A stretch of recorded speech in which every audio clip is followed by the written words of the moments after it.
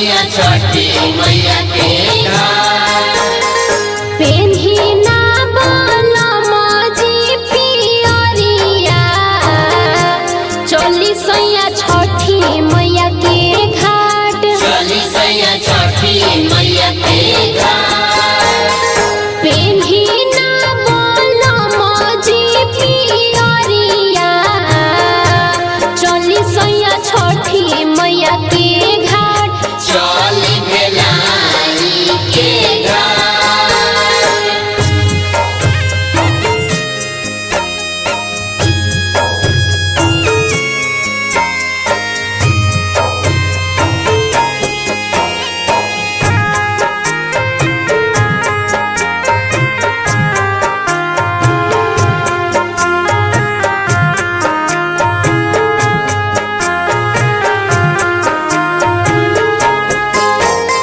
घटिया के आरी आरी दियाना, जोरे छठी मैया के घाट। जगमग लागेला घाट। पेन्ही ना मनोज पापा पियरिया, चली छठी मैया के घाट। चली बेलाउर के घाट।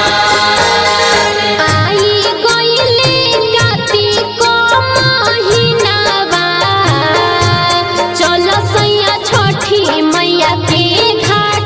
चली गंगा के घाट।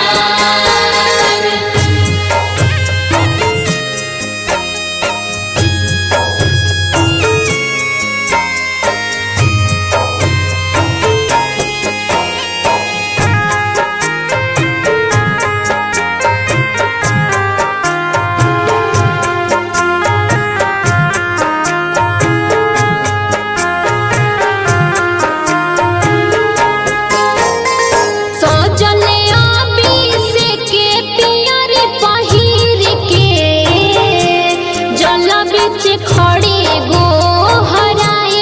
सूरज देव दर्शन देखाए।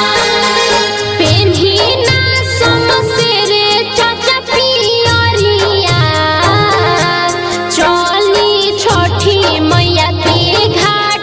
चली